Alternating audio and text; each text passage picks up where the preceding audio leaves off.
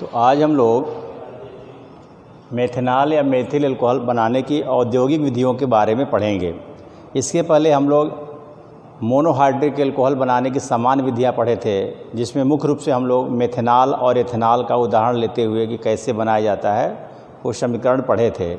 तो जो कुछ सामान्य विधियां हैं, जैसे इसके पहले बताया गया था, उसके द्वारा भी हम मेथनॉल बना सकते हैं, लेकिन अधिक पैमाने पर अर्थात औद्योगिक विधि के द्वारा हम कैसे मेथनॉल प्राप्त करेंगे उसकी चर्चा हम लोग करेंगे। तो मेथनॉल बनाने की औद्योगिक विधियां अनेक हैं। उसमें सबसे पहला हम लोग ले रहे हैं लकड़ी के भंजक आसवन से। लकड़ी के भंजक आसवन से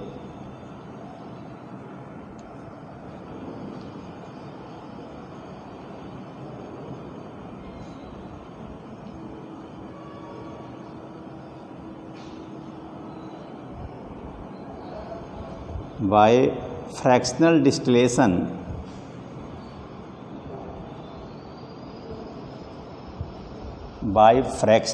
distillation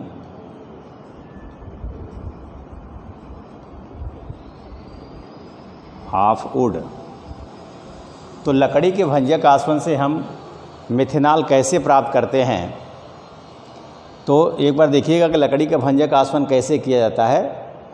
तो ये देखिए, ये लोहे का एक रिटार्ड है और इस रिटार्ड में लकड़ी से भरी गाड़ी जो है एक रखी गई है। चूँकि लकड़ी का भंजक आसवन करना है तो लकड़ी से भरी गाड़ी को हम एक लोहे के रिटार्ड में रखते हैं और इस लोहे के रिटार्ड को फिर इस भट्टी के द्वारा हम गर्म करते हैं। कुल मिलाकर के जो लकड़ी जो यहाँ पर रखा गया है उसको हम वायु के अनुपस्थिति में गर्म करते हैं। तो जब वायु की अनुपस्थिति में इसको गर्म करते हैं तो जो लकड़ी के अंदर वाष्पशील पदार्थ है वह वाष्पित होता है और वाष्पित होकर के जो वाष्प बनता है वह इस नली के द्वारा जो है बाहर निकलता है और उस वाष्प को हम लोग कंडेंसर के द्वारा या संघनित्र के द्वारा धीरे धीरे ठंडा कर देते हैं। तो हम लोग जानते हैं कि अगर वाष्प है उसको अगर हम ठंडा करेंगे तो वह वाष्प जो है वह द्रवित हो जाता है। तो कुछ उसमें से वाष्प द्रवित हो जाता है, द्रवित होने के कारण वो नीचे जाता है, और कुछ जो वाष्प होता है वह द्रवित नहीं होता है संघनित्र के द्वारा, तो वह गैस के रूप में ही वो बाहर निकलता है। तो जो ठंडा होकर के मतलब कि द्रव में नहीं बदलता है वह गैस के रूप में ऊपर निकलता है। तो इस गैस को हम कहते हैं कास्ट गैस। इसको हम कहते हैं कास्ट गैस या वुड गैस कहते हैं। कास्ट माने लकड़ी होता है, उसको अंग्रेजी में वुड कहते हैं। तो कास्ट गैस जो है ये ऊपर की ओर निकलता है। इस कास्ट गैस में मुख्य रूप से मेथेन होता है, कार्बन मोनोऑक्साइड होता है, कार्बन डाइऑक्साइड होता है, नाइट्रोजन होता है और ऑक्सीजन होता है। तो ये कास्ट गैस जो निकलता है इसका भी उपयोग हम लोग ईंधन के रूप में करते हैं। फिर क्या होता है, जो द्रवित हो जाता है वह इस पात्र में एकत्र हम कर लेते हैं और उसमें भी कुछ उसमें से जो वाष्प होता है द्रवित होकर के कह सकते हैं अर्ध ठोस के रूप में काले पदार्थ के रूप में जा कर के नीचे बैठ जाता है, जिसको हम कास्ट तार या वुड तार कहते हैं। जैसे कोल तार होता है वैसे ये आपका कास्ट तार होता है, जिसका उपयोग सड़क बनाने में या मान लीजिए कि लकड़ी इत्यादि को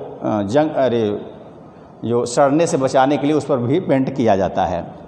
फिर ये जो पायरोलिग्नियस अम्ल जो शेष द्रव होता है उसको हम कहते हैं पायरोलिग्नियस अम्ल। अब इस पायरोलिग्नियस अम्ल से ही हम मेथनॉल प्राप्त करते हैं। तो इस प्रकार से जब लकड़ी का भंजक हम आसवन करते हैं तो लास्ट में हमको जैसे मुख्य रूप से आपका पायरोलिग्नियस अम्ल प्राप्त होता है। पायरोलिग्नियस अम्ल के साथ साथ हम कोई पूछ सकता है कि जब लकड़ी का भंजक आसवन करते हैं तो और कौन कौन से प्रोडक्ट प्राप्त होते हैं। तो जो बताया गया कि जो वाष्पशील पदार्थ है वो इधर निकल जाता है और लास्ट में इस जो गाड़ी में लकड़ी रखी गई थी वो उसमें केवल काले रंग का ठोस पदार्थ शेष बच जाता है, जिसको हम कहते हैं चारकोल। चारकोल माने लकड़ी का कोयला, माने लास्ट में जो यहाँ पर लकड़ी का कोयला या चारकोल प्राप्त होता है उस चारकोल का भी उपयोग हम लोग ईंधन के रूप में करते हैं। यहाँ पर देखिए कास्ट गैस प्राप्त होता है जिसका भी उपयोग हम लोग ईंधन के रूप में करते हैं। और इधर आपका जो है कास्ट तार प्राप्त होता है जिसका उपयोग हम लोग सड़क बनाने में या जो है पेंट इत्यादि करने में करते हैं। और मुख्य रूप से जो यहाँ पर पायरोलिग्नियस अम्ल प्राप्त होता है, इससे हम लोग विभिन्न प्रकार के कार्बनिक यौगिक प्राप्त करते हैं। अब देखेंगे पायरोलिग्नियस अम्ल से हम किस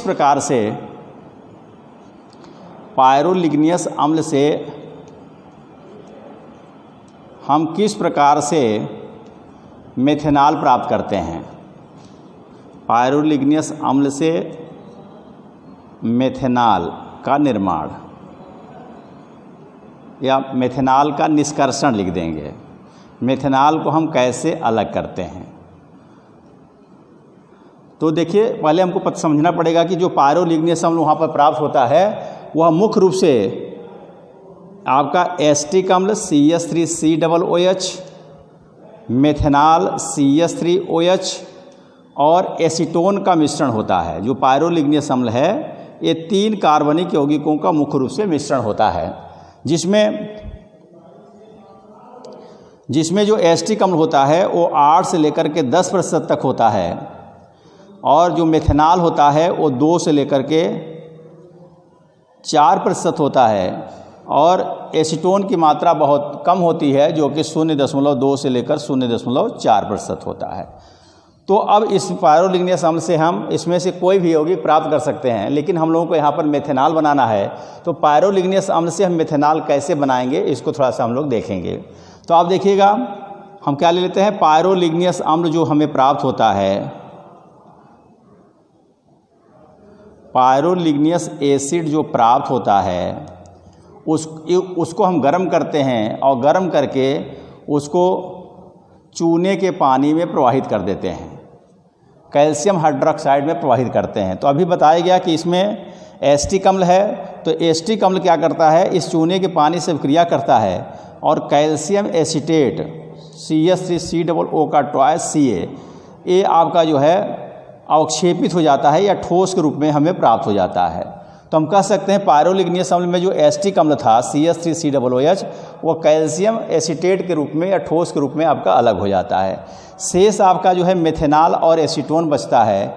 फिर इसको हम, क्योंकि ये वाष्प है, वाष्प को हमने प्रवाहित किया था, फिर इसको हम ठंडा जब कर देते हैं, किसको, अब देखिए इसमें जो आपका कैल्शियम एसीटेट ठोस के रूप में होगा और इसके साथ साथ इसमें क्या होगा, मेथेनॉल होगा CH3OH और एसीटोन का वाष्प होगा। ठीक है। अब जब इसको हम ठंडा करेंगे तो ये आपका जो है द्रवित हो जाएगा, और द्रवित होकर के कह सकते हैं कि मेथेनॉल और एसीटोन CH3COCH3 जो है का मिश्रण द्रव के रूप में हमें प्राप्त होगा। अब देखिएगा जैसे मेथेनॉल का लगभग क्वथनांक होता है 64 डिग्री सेल्सियस और इसका लगभग होता है 56 डिग्री सेल्सियस। मतलब दो द्रव आपस में मिले हुए हैं जिनके क्वथनांक में लगभग 8 डिग्री सेल्सियस का अंतर है। देखिए 8 डिग्री सेल्सियस का अंतर है। तो जब दो द्रव आपस में मिले हुए हों और उनके क्वथनांक में अंतर थोड़ा कम अगर हो तो दोनों द्रवों को अगर अलग अलग करना है, जैसे मेथेनॉल को अलग करना है और एसीटोन को आपको अलग करना है, तो फिर इसका हम क्या करते हैं, प्रभाजी आसवन कर देते हैं। इसका प्रभाजी आसवन करते हैं, प्रभाजी आसवन करते हैं तो ये दोनों द्रव आपके अलग अलग हो जाएंगे। जैसे प्रभाजी आसवन करने पर क्या होगा, जो जिसका क्वथनांक अधिक है वह जो है उस फ्लास्क में रह जाएगा और ये जो है पहले गैस के रूप में बदलेगा, फिर उसको ठंडा करके हम द्रव के रूप में बदल लेंगे। तो इस प्रकार से हम इन दोनों इस द्रव का जो है प्रभाजी आसवन करके हम मेथेनॉल प्राप्त कर लेंगे, CH3OH प्राप्त कर लेंगे। ठीक है। तो इस प्रकार से लकड़ी के भंजक के आसवन के द्वारा हम मेथेनॉल प्राप्त कर लेते हैं। अब ये जो मेथेनॉल प्राप्त होता है इसमें कुछ अशुद्धियाँ भी होती हैं, जैसे जल की अशुद्धि होती है।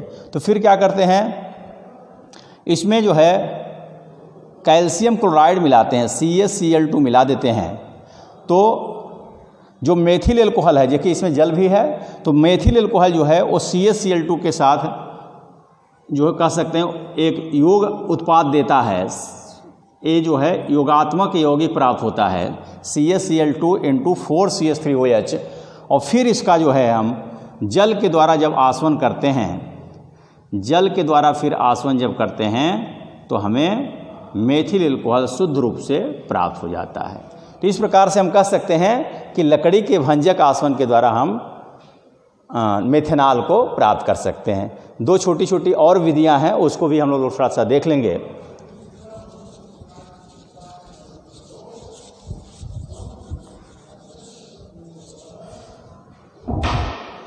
दूसरी विधि है जल गैस से। जल गैस को हम वाटर गैस भी कहते हैं। तो जल गैस क्या होता है? कार्बन मोनोऑक्साइड और हाइड्रोजन का मिश्रण होता है। अब इस जल गैस से हम मेथेनॉल कैसे प्राप्त करेंगे देखिएगा। तो हम पहले जल गैस ले लेते हैं